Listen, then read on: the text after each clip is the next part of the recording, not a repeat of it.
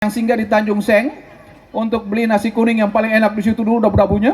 Kemudian kita bawa sampai di Palolo. Setelah sampai di Palolo itu kita makan selesai karena jam 12. Setelah itu saya buang itu kulit-kulit itu dengan bungkusannya ke hutan itu.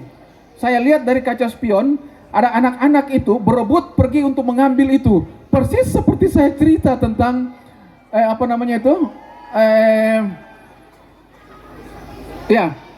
di Swedia tadi itu. Mereka pergi berebut, ambil itu. Begitu mereka balik, langsung saya tanya begini, why do you do that? It will be decomposite in nature. Itu akan hancur di alam. Kenapa kamu mengambil itu? Lalu dia ke belakang, ambil lagi barang itu, dia bawa ke saya, baru dia buka isinya, dan di dalamnya itu ada plastik cabai, plastik sayur dan sebagainya. Lalu dia bilang begini, is it that you mean it will be decomposite in nature? Apakah ini yang kamu maksudkan akan hancur di alam? Saya ini Bapak Ibu pengajar mata kuliah lingkungan hidup. Malunya saya luar biasa pada saat disampaikan itu. Begitu malunya saya, maka saya tidak simpan cerita ini. Saya cerita kemana-mana supaya Komi juga ikut malu, karena Komi juga persis sama dengan saya.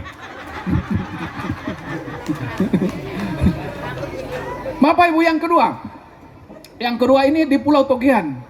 Pulau Togian itu ada sekian orang, ada orang Belgia, ada orang Arab, ada orang apa semua situ. Karena saya tahu dia orang Belgia, maka saya pakai bahasa Prancis. Karena orang Belgia bahasanya dua, bahasa Prancis dengan bahasa Belanda. Itu negara yang tidak punya bahasa.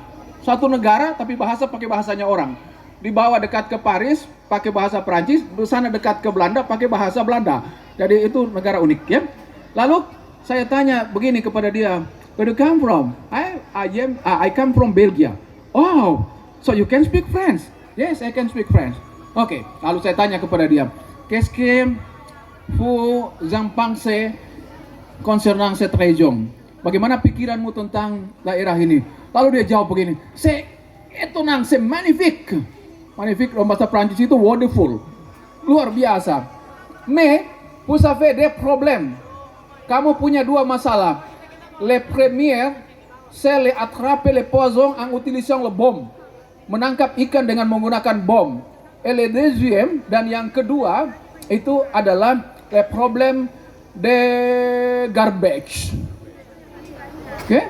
De déchets. Orang Prancis bilang. Problem apa namanya itu? Sampah yang dibuang, karena dia melihat di Pulau Togian itu orang membuang sampah sembarangan. Lupa namanya. Itu perempuan. Dia datang dari Prancis, oke?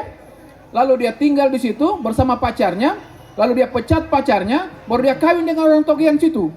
Ini cewek ini, pramugari di Prancis. Waktu dia kawin dengan itu laki-laki, menyesalnya saya. Menyesal kenapa dia tidak undang. Lain-lain juga kami pikir.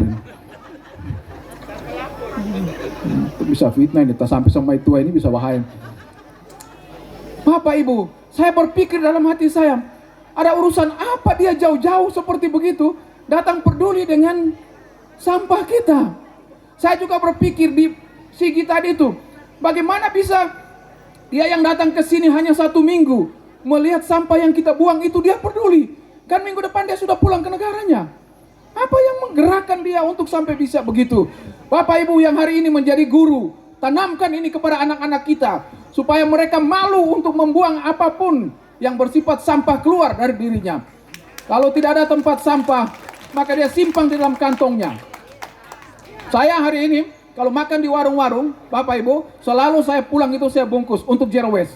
Karena telah menunggu di rumah saya sekian jumlah kucing yang bukan kucing saya. Kucing yang datang-datang begitu. Jadi kalau orang-orang di hotel atau di warung tanya, Pak, itu makanan sisa untuk apa Pak? Saya bilang untuk maitua. Heh? Bapak kasih makan Bapak maitua itu makan sisa begitu? Dia suka. Iya, untuk dia punya kucing. Karena itu saya tutup hadisnya itu bunyi seperti begini. Akhirut ta'am barakah. Makanan yang terakhir itu adalah berkah. Inilah yang menjadi dasar kenapa lahirnya kelompok-kelompok Columbus. Termasuk